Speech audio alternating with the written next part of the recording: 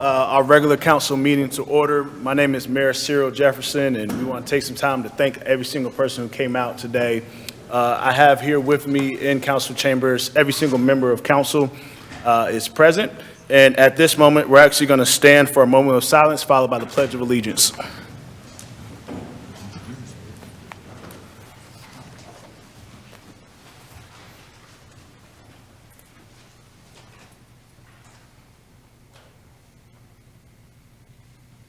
Amen. I pledge allegiance to the flag of the United States of America and to the republic for which it stands, one nation, under God, indivisible, with liberty and justice for all.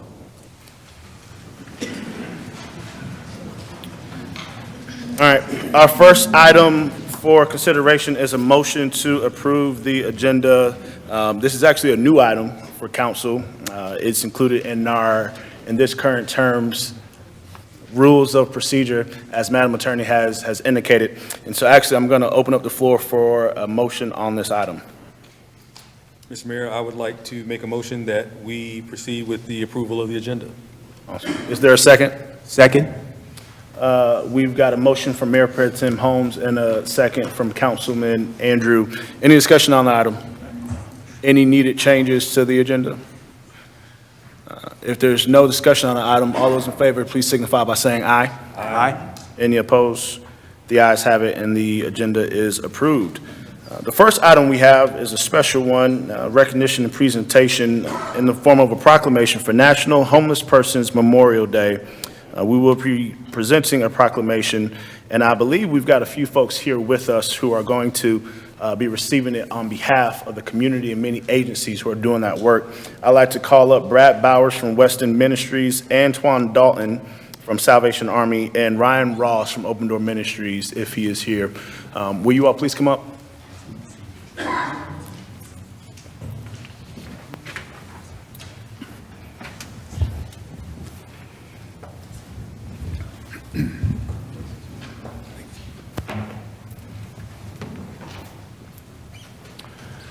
We have Orrell Henry actually here with us from Open Door Ministries. Gentlemen, thank you all for being here with us. I'm going to read the proclamation if you'll bear with me. Whereas December 21st, 2023 marks the first day of winter and is the longest night of the year.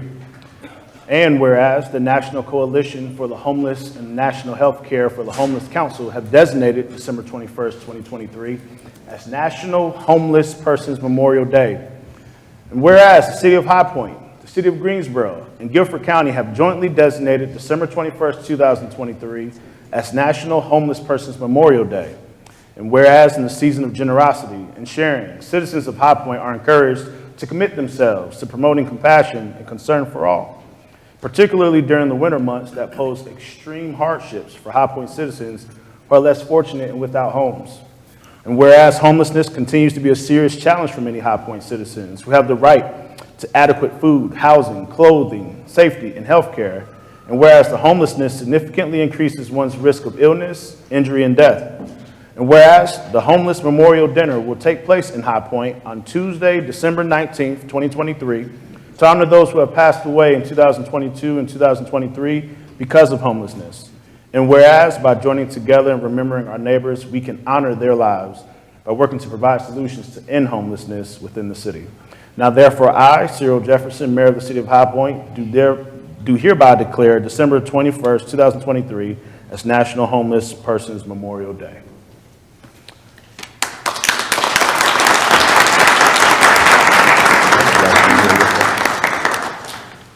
We're going to take a picture real quick. Okay? All right. Here you go.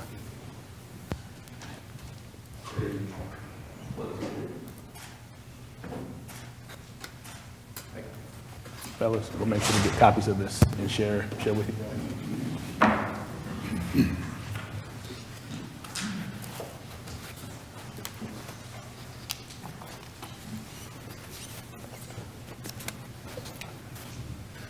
For this next item, I'm actually going to invite Mayor Pro Tem Michael Holmes to do recognition of the incredible folks who have worked with us on our One High Point Commission over the past couple of years, and we'll present the certificate of service to each of our members. Mayor Pro Tem Holmes. Thank you, Mr. Mayor. I am very honored tonight to recognize the incredible work of the One High Point Commission.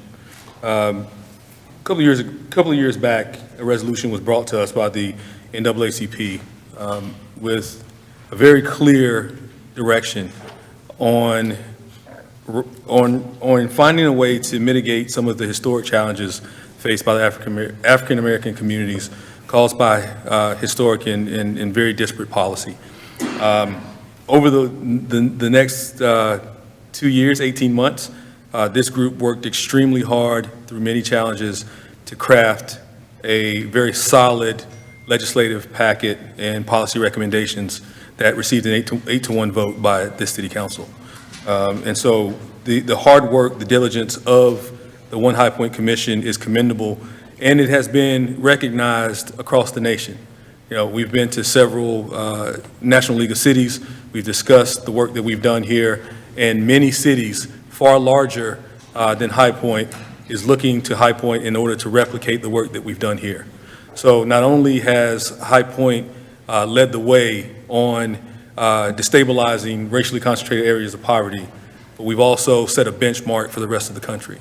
So this is something that the city should be extremely proud of, and especially the members of the commission who gave their time and their efforts in order to be able to craft this historic work. So tonight we're going to recognize you, and I think we have a proclamation here that I am very pleased to read. Is this one?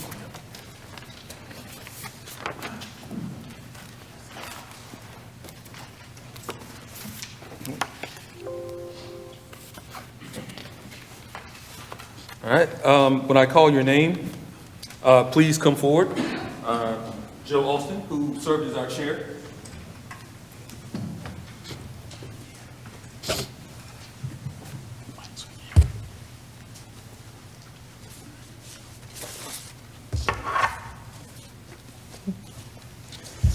Courtney Alston Wilson, who served as our vice chair.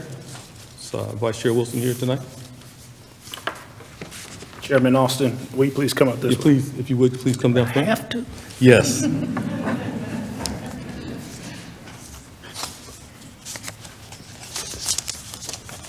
Commissioner Brenda Dietz.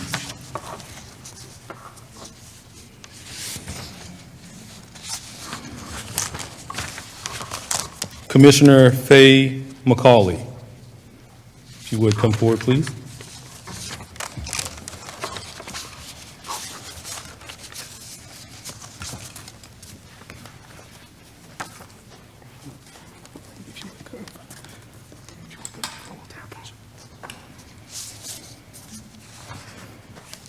Commissioner Lavelle McMichael.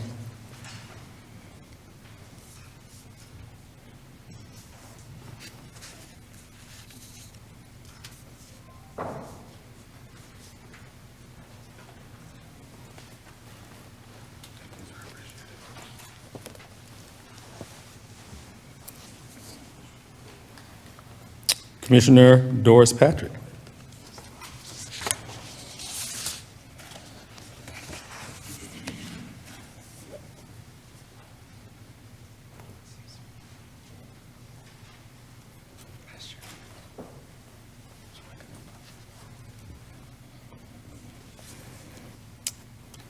Commissioner Constance Reynolds.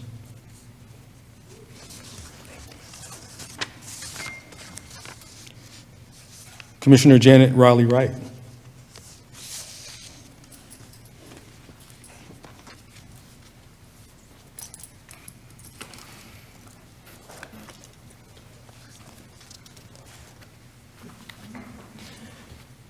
Commissioner Robert Sims.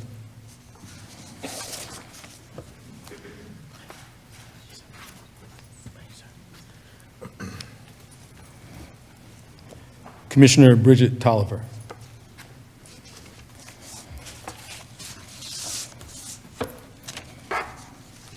Commissioner Robert Williamson.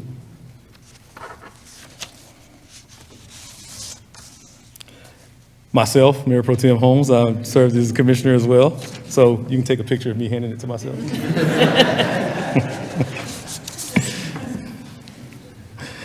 And Councilman Tyrone Johnson, if you would please come forward.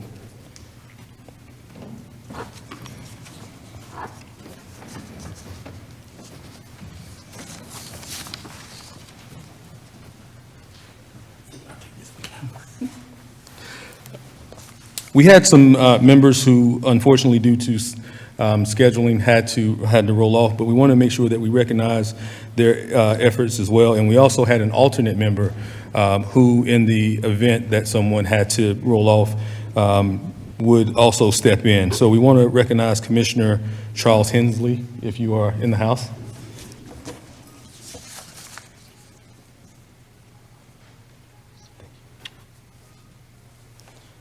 And alternate Commissioner Willie Davis.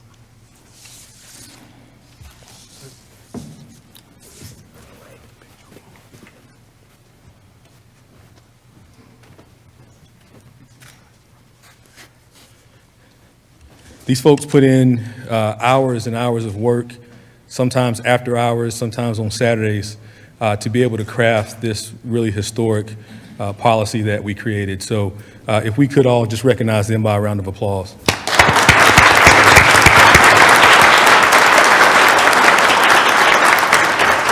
At this point, we're going to ask everyone, if you don't mind shifting down just a tad bit, and we're going to ask you to go ahead and pull those certificates out, because everyone likes a certificate more than a blue folder. So if you'll pull it out and you can just hold it in front of the folder. Are we centered up yet? Ms. Brett. Yeah.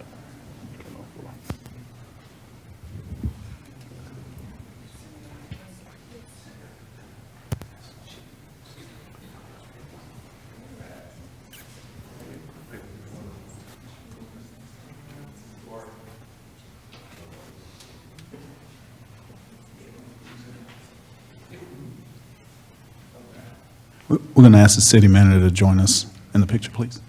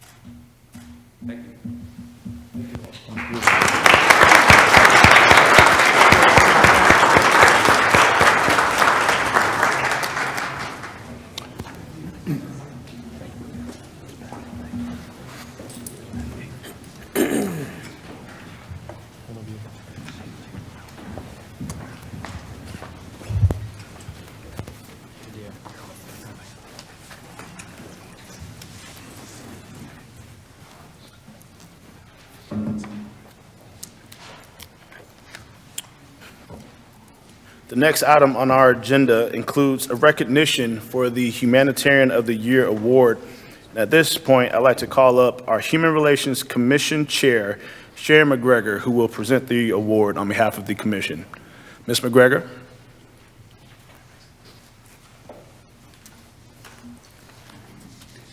As well as Race McCray, our Human Relations Manager. I'll just provide some context. Good evening, Mr. Mayor, distinguished members of council, and Madam Manager. It's my pleasure just to introduce you all to the Humanitarian Award for some of you who may not have been on council before. This award honors an individual who has made a significant contribution to human relations in High Point through their promotion of equity and by encouraging understanding, respect, and goodwill among all High Point residents. This year, the Commission received 15 nominations for this award, and I'd like to thank everyone who submitted a nomination for taking the time to highlight the good work being done in our community. I think it speaks a lot to where we are that there were so many people nominated for this award. So tonight, our award will be presented by Sharon McGregor, the Chair of the Human Relations Commission.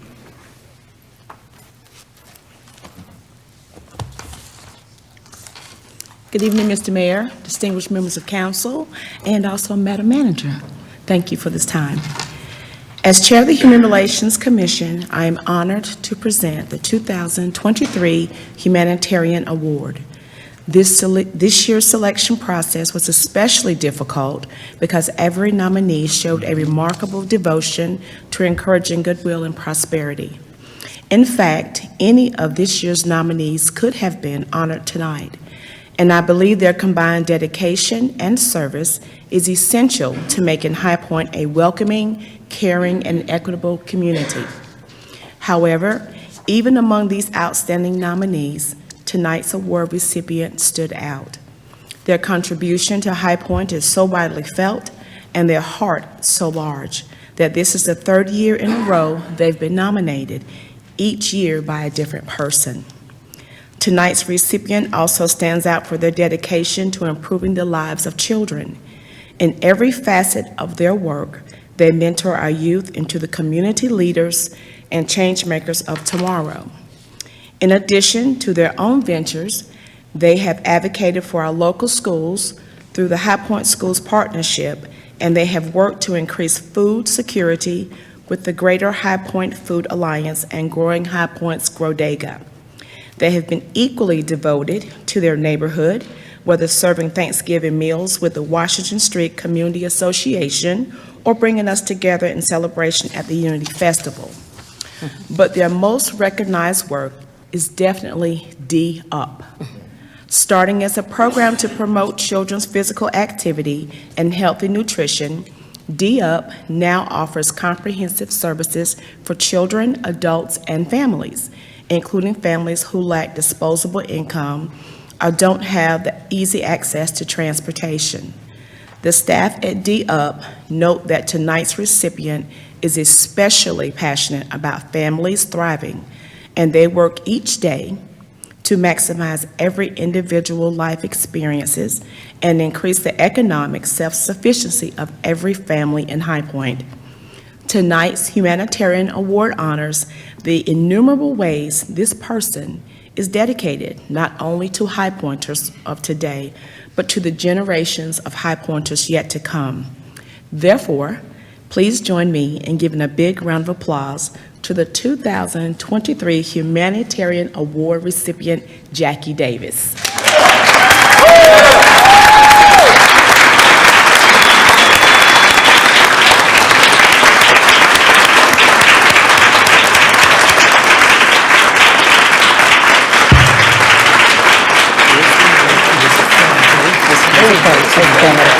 And I'll make sure to let her know.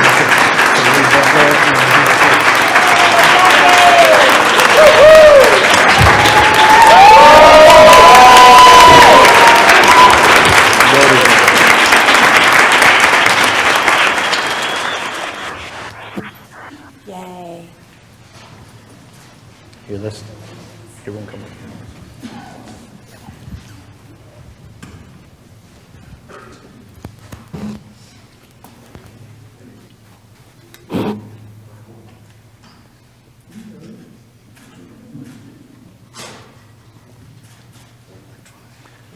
Many folks don't know this, but as a point of privilege, I just want to tell some folks a brief story. Those who know me laughing at the word brief, right? Jackie Davis, Orvin Davis, her husband in the back, their family, Raylan, Corinne, and Camille. Sorry, I was looking for you, Camille. I wasn't sure if you were here at dance practice. D-Up's work down on Washington Street in collaboration with so many other stakeholders has truly brought life to an area of our town that has such a rich history, such a rich legacy. They do it in a way that truly honors what makes High Point so great. It's because they recognize that the very best part about High Point are our people. And D-Up's investment, not just in the young people, but also in their families, to ensure that you serve the whole person, is truly an example of the kind of organizations we all want to pattern ourselves after. And so I'm so proud that we get to be here with D-Up. For D-Up as a summer camp counselor. I worked with D-Up doing a number of things back on Washington Street back in the day. And you can say in some ways they've been a mentor to even people like me. And so very special thank you from the bottom of my heart to Jackie, to Corbin, and being able to celebrate you all in this way. There's truly no words to express our appreciation for what you all do, but hopefully this token means something to you all. So thank you again on behalf of the City of High Point. We love y'all.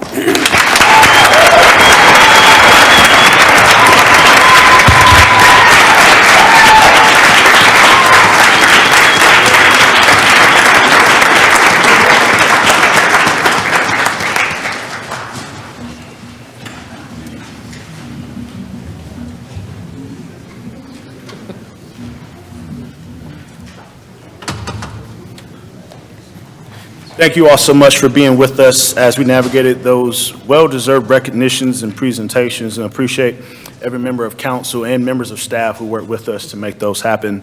We'll move on to our next item on our agenda, and actually we have a number of items in our consent agenda, and I want to take some time to ask if there are any items that need to be removed for discussion. If not, then we'll entertain a motion for approval of these items. So moved. We've got a motion made by Councilwoman Peters. Is there a second? Second. There's a second by Councilwoman McKeever. Any discussion on that item? If there's no discussion, all those in favor, please signify by saying aye. Aye. Any against? The ayes have it, and that motion passes.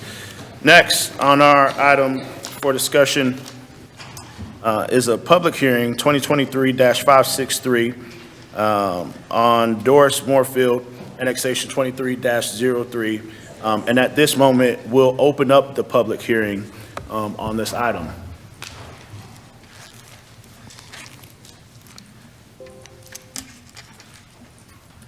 And recognize staff to give us more information. Yes, Mayor Jefferson, council members. Herb Shannon, Senior Planner with the Planning and Development Department, and I will be providing you a summary of these items. Annexation Case 2303 and Zoning Map Amendment 2329 are related, so staff will provide a combined presentation. However, council will have to vote on them separately. This is regarding a 15-acre tract of land in the western portion of the city's planning area along Main Street near State Road 66. The parcel in question is located along the east side of Cedarwood Trail. This is a blow-up of that portion of the city's planning area. The area you see highlighted in gray are unincorporated area, but the city has established a presence in this area. The applicant's requesting annexation of this 15-acre tract of land in order to have access to city utilities. They're proposing to develop a 42-lot single-family subdivision. I would note for members of the public, this is the only parcel that is proposed to be annexed. No other surrounding land is part of this annexation request. The city established its presence, as far as established this as part of our planning area, which extends out to State Road 66 in 2000. And in 2007, there were annexations to the south and to the north of residential subdivisions in this area that had developed. You have the Winter Garden subdivision to the south. That's a 20-acre tract of land with approximately 50 units. And to the north, at the intersection North Main Street and Delray, you have the Richford Heights subdivision with approximately 190 single-family dwelling units. So city services, as far as water and sewers, are already established in this area, and you already have city service vehicles already established in this area. The annexation of this parcel will not in any way negatively impact the city's ability to provide services, and this is a logical progression of the city's annexation policy for this area. For any annexation that's not in the city's extraterritorial areas, zoning must be established. Thus, in conjunction with this request is an application to establish a conditional zoning or residential single-family 5 zoning for this area. The R5 district supports single-family development up to 5 units per acre. The applicant has included with this application zoning conditions for dedication of right-of-way along Cedarwood Trail for any future improvements to that roadway, and requiring 2 points of access. One access will be the Cedarwood Trail, and there is a specific condition that connect to the subdivision to the south to provide multiple ways in and out of this development. What you have before you, this slide shows the city's land use plan for this area. The area highlighted in yellow, land use policies from the adopted land use plan and the Northwest Area Plan support low-density residential, and this request is consistent with that proposal. This is a concept plan that the applicant included when they had their citizens information meeting. This is not a binding plan, but the intent is just to generally show the applicant's thought process as they're looking to develop this area for a single-family subdivision. You'll see there's one access proposed to Cedarwood Trail and a connection to the existing public street to the south. The Planning and Zoning Commission reviewed this request at their November public hearing and recommended approval of this request. And staff is also supporting that recommendation of approval. You also have included with your packet a consistency and reasonableness statement, which you must include as part of your recommendation. You can include the statement that has been forwarded to you from the Planning and Zoning Commission, or you have the ability to craft your own statement. That is a brief summary of both the annexation and zoning requests. Are there any questions of staff at this time?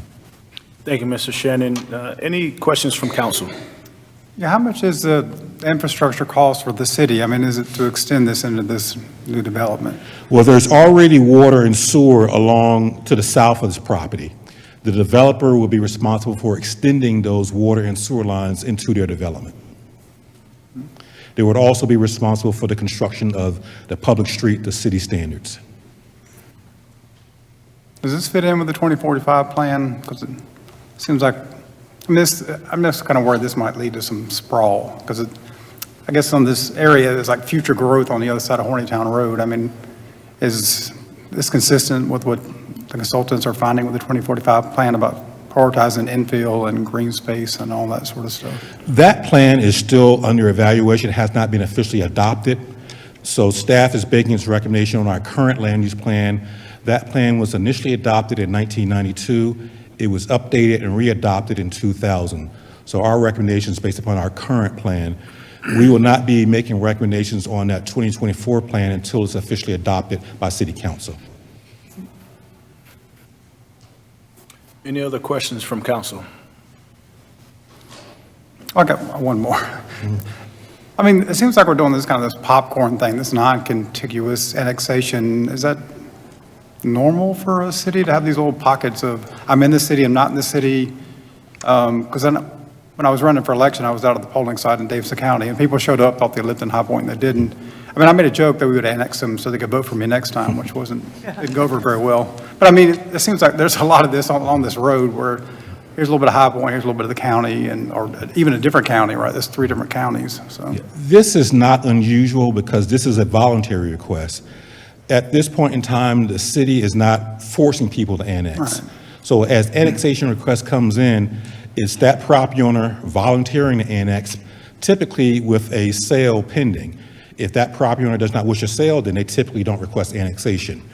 But almost, I would say, 99% of all our annexations are voluntary requests, and they are somewhat scattered, but that's one of the reasons why we have an adopted land use plan that sets our planning area to make sure we're not leapfrogging too far out. All right, thank you. Any additional questions for Mr. Shannon? We've already opened the public hearing, and we don't have anyone signed up, but we want to make space at this time if there's anyone who wishes to speak on this item. We'll hear from the applicant, and I believe Ms. Stalder is here to represent the applicant. My name is Judy Stalder. I live at 1012 Wellington Street here in High Point. Also here to answer your questions are Trip Bunker from Sagamore Homes and Rich Glover from Glover Engineering. Our intent here is to build single-family homes in an area designated for residential development adjacent to single-family development with the same zoning. We have conditions that set up the access and some right-of-way dedication along Cedarwood Trail as needed. We met with the neighbors in the area along with our engineer, and we also answered questions by phone and by email. And Mr. Harmon, to answer your question concerning sprawl, I think it would be considered sprawl if the infrastructure wasn't already there for us to connect onto, if we were going way out. But in this case, there is water and sewer infrastructure there. It is possible to be served by police, garbage, and fire because of the annexations that are already in the area. And generally, the type of development we're doing here matches up with what is already here. Even with, if we decided to do something differently, we'd have to look at buffers to protect the existing single-family development that's there. But I think that we're all aware, certainly the planning department is, we're all aware of what sprawl looks like and the things that we do to protect from that. We're here to answer your questions this evening, and thank you. Thank you, Ms. Stalder. Are there any questions for the applicant? The concern from the neighbor that's across from the Cedarwood entrance, was he satisfied with the response about the second extension from the neighborhood below?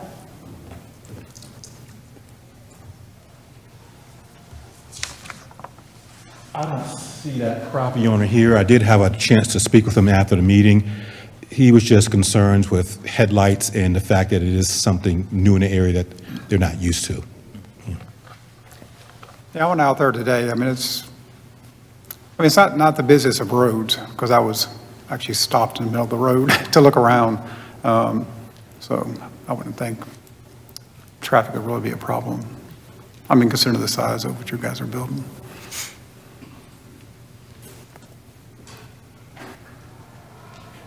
Thank you, Ms. Stauder. Thank you. There's no one signed up to speak for our public hearing, but if anyone wishes to speak on this item, they may feel free to come forth. If there's no one to speak on this item, then I'll close the public hearing and make a motion to approve this item and adopt the reasonableness and consistency statement as stated in the staff report. Is there a second? Second. It's been seconded by Councilman Moore. You would need to do the annexation first, vote on that. Then you would need to do the zoning map amendment and consistency. Absolutely. So, yeah, we're voting on the annexation right now. Sorry about that. I'll make it clear that I'm approving the annexation here. Any discussion on the item? If there's no discussion, all those in favor, please signify by saying aye. Aye. Any against? The ayes have it, and that item is approved. Next, we move to item 2023-564, the zoning map amendment request, and I will open the public hearing on this item. We don't have to open. We don't have to open it 2 times for both items. We're at the end of our meeting for this evening. We appreciate you all for bearing with us, and again, major congratulations and recognition to all of the incredible honorees earlier. On behalf of myself and the members of council, we hope that you all enjoy the holiday season. And at this point, I think we'll open the floor for a motion to adjourn. Second. That's been moved and seconded. Any discussion? All those in favor, please signify by saying aye. Aye. Any against? That motion passes, and we are adjourned.